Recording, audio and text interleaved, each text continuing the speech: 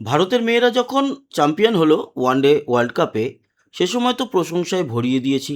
তবে তার বেশ কিছুদিন আগে একটি টি-20 টুর্নামেন্ট চলছিল, সেখানে ভারত খুব বাজেভাবে হেরেছিল। তাই নিয়ে ক্রিটিসাইজ করা হয়েছিল এবং কিছু জ্ঞানীগুণী মানুষ এসে বলেছিলেন, মেয়েরা ক্রিকেট খেলছে আর আপনারা সেটাও ক্রিটিসাইজ করছেন। তাদেরকে বলে দিতে চাই একটাই কথা, ভারত যদি খারাপ খেলে, যদি আমরা ছেলেদের দলকে নিয়ে ক্রিটিসাইজ করতে পারি, মেয়েদের দলকে নিয়ে কেন নয়? তারা কি প্রফেশনাল ক্রিকেট খেলছে না? আর ভারত তো সেটাই চায় যে মেয়েরা এবং ছেলেরা সমান অধিকার পাক। তাহলে ছেলেদের দল নিয়ে ক্রিটিসাইজ হবে আর মেয়েদের দল নিয়ে হবে না কেন? ফিরে আসছি আজকের ম্যাচ। টানা 3টে জয় পেতেই পারত, কিন্তু পেল না। দুর্ভাগ্যবশত পেল না ভারতের মেয়েরা। তার কারণ খারাপ ফিল্ডিং, খারাপ ব্যাটিং। অনেকে বলবে 158 রান তো করেছিল, 158 রান যথেষ্ট যে ছিল না সেটা তো প্রমাণ করে দিল সাউথ আফ্রিকা।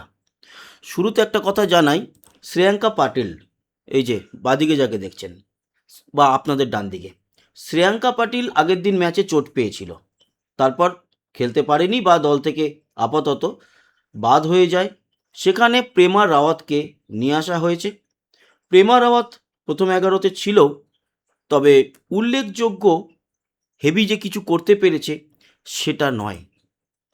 এবং আরও একজনকে নিয়ে আলোচনা, সে আজকে প্রথম একাদশে ছিল না, কিন্তু তার জন্য ভয়ঙ্কর ক্ষতি হলো দলের, ভয়ঙ্কর ক্ষতি। সে হচ্ছে গিয়ে আমাদের রাধা যাদব। রাধা যাদব প্রথম 11তে না থাকলেও যখন আমাদের প্লেয়াররা বোলিং করছিল সেকেন্ড ইনিংসে, প্রথমে ভারত ব্যাট করে 158 রান তোলে 7 উইকেট হারিয়ে।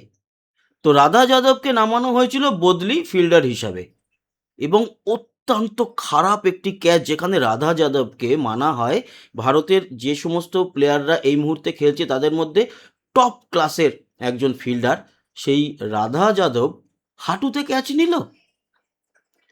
এটা ক্রিটিসাইজ হবে না? এটা বলা যাবে না? টানা 3টে ম্যাচে যে জয়ের সম্ভাবনা ছিল, সেখানে এই তৃতীয় ম্যাচটায় এসে হারলো। প্রথম ম্যাচে পাকিস্তানকে হারিয়েছিল এবং দ্বিতীয় ম্যাচে নেদারল্যান্ডসকে। তৃতীয় ম্যাচে এসে এই হারের কিন্তু বড় খলনায়িকা রাধা যাদব। এই ক্যাচ ওর নেওয়া উচিত ছিল। আর সেই কারণে ভারতের হারের আমি কোনো একজন প্লেয়ারকে দোষ দেব না, কিন্তু তবুও ওই কফিনের শেষ পেরেকটা ওর ওই ক্যাচ মিসেই হয়েছে।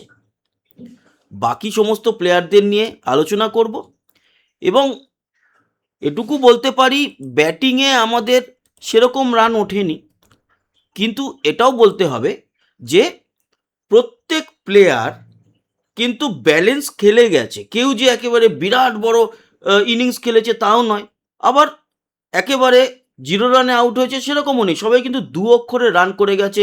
একটাই 6 হয়েছে, কিন্তু সেই 6টা শেফালি বার্মা মেরেছে। বাকিদের আমি স্মৃতি মান্ধানার জন্য বলতে পারি 12 বলে 17 রান করেছে এবং 3খানা 4 আছে। 141 হচ্ছে গিয়ে স্ট্রাইক রেট। ঠিক আছে, স্মৃতি মান্ধানা আগের দুটো ম্যাচে, পাকিস্তান ম্যাচে, নেদারল্যান্ডস ম্যাচে ভালো খেলেছে। শেফালি তো আগের ম্যাচে দুর্দান্ত খেলেছে, হাফ সেঞ্চুরি করেছিল। আজকে হাফ সেঞ্চুরি আসেনি, কিন্তু 15 বলে 31 রানের একটা অনবদ্য ইনিংস খেলেছে। এই হচ্ছে আমাদের দুই ওপেনার। এছাড়া আহ, এই শেফালি 4টে 4, একটা 6 এবং 206 প্লাস বা 206.67 হচ্ছে ওর স্ট্রাইক রেট। 3 নম্বরে আজকে নামানো হয়েছিল ইয়াস্তিকা ভাটিয়াকে। সেও 13 বলে 15 করেছে, 3খানা 4 মেরেছে, 115-র মতো স্ট্রাইক রেট। জেমাইমা আজকে ওই মোটের উপরে কি বলবো, ওই পাকিস্তানের দিন তো একেবারে খুবই উদ্ভ্রান্তের মতো শট মেরেছিল, নেদারল্যান্ডসের দিন ঠিক আছে। আজকে জেমাইমা 14 বলে 12 রান, একটা মাত্র 4 মারতে পেরেছে। স্ট্রাইক রেটও সেরকম কিছু নয়, 85.71। তারপরে ব্যাট করতে নেমেছিল আমাদের ক্যাপ্টেন হরমনপ্রীত কৌর। সে 22 বলে 24 রান করে। পাকিস্তানের এগেনস্টে কিন্তু খুব ভালো খেলেছিল। দ্বিতীয় ম্যাচটা নেদারল্যান্ডসের সঙ্গে খুব একটা বেটার করতে পারেনি। আজকে 22 বলে 24, দুটো 4, 109 হচ্ছে স্ট্রাইক রেট। দীপ্তি শর্মাকে তারপর নামানো হয়, রিচা ঘোষকে নয়। দীপ্তি শর্মা নামে এবং সেও কিন্তু 21 বলে 29 রানের একটা মোটামুটি ভালো ইনিংস খেলেছে। 3খানা 4 ছিল তার মধ্যে, 138-এর উপরে স্ট্রাইক রেট ছিল। তারপরে রিচা ঘোষ নামে, রিচা ঘোষ 14 বলে 15 করেছে, এবং দুখানা সে মেরেছে হচ্ছে গিয়ে 4। আমি পরের সেটে চলে যাই। রিচা ঘোষদের যে মানে পরের 5 জন ওভারঅল ফিল্ডিং যদি আমরা বলি, তাহলে রিচা ঘোষের আজকে যে উইকেট কিপিং মোটামুটি ছিল। এর আগের দিন কিন্তু উইকেট কিপিং বেটার করেছিল। পাকিস্তানের এগেনস্টে উইকেট কিপিং নিয়ে অনেক প্রশ্ন ছিল, নেদারল্যান্ডসের এগেনস্টে মোটামুটি ঠিক ছিল। আজকে ঠিক আছে, মোটামুটি আস্তে আস্তে উন্নতি করছে। এছাড়া যে দুজন ব্যাটার নেমেছিল তারা দুজনেই নট আউট ছিল। এক হচ্ছে অরুন্ধতী রেড্ডি এবং প্রেমা রাওয়াত। শ্রীচারণী এবং নন্দানীকে আজকে ব্যাট করতে নামতে হয়নি। বল হাতে এদের থেকে আমাদের পাওনা কি? বল হাতে আমরা পেয়েছি শ্রীচারণীর থেকে একটা ভালো ইনিংস, এবং শ্রীচারণী কিন্তু উইকেট নিয়েছে 3খানা। এই 3টেই উইকেট, আর শেফালি ভার্মার একটা উইকেট নিয়ে 4টে উইকেট ওদের পড়েছে। 6 উইকেটে জয়লাভ করেছে। এবং এটুকু বলতে পারি, রাধা যাদব যদি ক্যাচটা না মিস করতো তাহলে ভারত কিন্তু এই ম্যাচটা জিততো। আর এক কথায় বলা যেতে পারে, জিততে জিততে হারলো আমাদের মেয়েরা। ঠিক মেনে নেওয়া যাচ্ছে না এই হারটা, খুব গায়ে লাগছে। একেবারে জয়ের সম্মুখে দাঁড়িয়ে এই হার সত্যি কষ্টদায়ক, বেদনাদায়ক। পাওয়ার প্লে পর্যন্ত তো একেবারে পুরো চেপে রেখে দিয়েছিল। পাওয়ার প্লের মধ্যে 2টো উইকেট তুলে নিয়েছিল, প্রচণ্ড চাপে ছিল সাউথ আফ্রিকা। সে সময় মনে হচ্ছিল জয়ে যেন শুধু সময়ের অপেক্ষা, পারল না। এই ছিল আমাদের সব প্লেয়ারদের নিয়ে আলোচনা। এবার আমরা একটুখানি ম্যাচ সামারিটা দেখে নিই। দেখুন, ম্যাচ সামারিতে মারিজান কাপ হচ্ছে গিয়ে ওদের যে বেস্ট প্লেয়ার, 81 মতো রান করেছে এবং তারই ক্যাচ মিস করেছে রাধা যাদব, সেই আজকের এই ম্যাচের প্লেয়ার অফ দ্য ম্যাচ। চলে আসি ম্যাচ সামারি কি বলছে। ম্যাচ সামারিতে আমরা মোটামুটি বলেই দিয়েছি, একবার রিফ্রেশ করে নেব। এবং যেটা বললাম, মারিজান কাপ অবশ্যই 27 রান দিয়ে 2টো উইকেট নিয়েছে, বল হাতে 4 ওভার বল করে, এবং 45 বলে 81 নট আউট, জিতে মাঠ ছেড়েছে। এই মারিজান কাপের দুঃখদায়ক, বেদনাদায়ক ক্যাচটা মিস করেছে রাধা যাদব। বারবার এই কথা বলছি, ক্রিটিসাইজ করছি, এগুলো আমাদের টিম ম্যানেজমেন্টকে ভাবতে হবে। প্রফেশনাল ক্রিকেট খেলছো। 20 ওভার পুরো খেলেছিল ভারত, 7 উইকেট হারিয়ে 158, 161 তুলে দিয়েছে 19 ওভার 1 বলে, মানে 5 বল বাকি থাকতে 6 উইকেটে জয়লাভ করেছে সাউথ আফ্রিকা।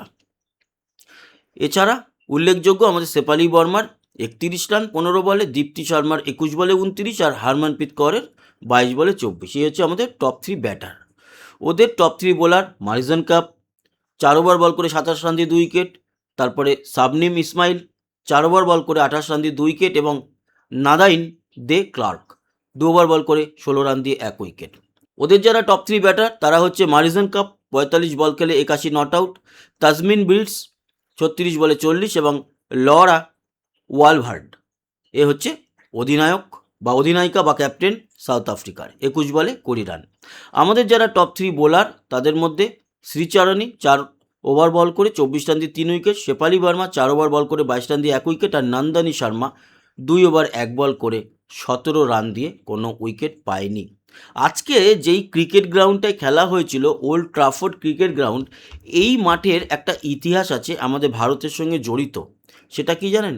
সচিন তেন্ডুলকার জীবনের প্রথম টেস্ট সেঞ্চুরি এই মাঠে পেয়েছিল। এটা সচিনের কাছে একটা ঐতিহাসিক মাঠ, আমাদের কাছেও। আর বেশি বড় করলাম না, ভালো লাগছে না, একটুখানি মানে মনটা খিচখিচ করছে। গতকালকে আমরা জিতেছি 3 ম্যাচের যে সিরিজ আফগানিস্তানের সাথে, সেটা জিতেছি। গতকালকে একটু অন্যান্য কাজ জিতে গেছি বলে আর ভিডিও বানাতে পারিনি, সময় পাইনি। আর আজকেও বৈভবের একটা অনবদ্য 11 বলে 50-এর করেছে এবং 94 রানের অনবদ্য ইনিংস। সেই ইনিংসের সুবাদে ভারত এ দল কিন্তু চ্যাম্পিয়ন হয়েছে শ্রীলঙ্কার মাটিতে ত্রিদেশীয় সিরিজে। বাকি আমাদের টিম তো এবার T20 খেলতে যাচ্ছে, সেইগুলো নিয়ে কালকে আলোচনা আসছি। ততক্ষণের মতো টাটা।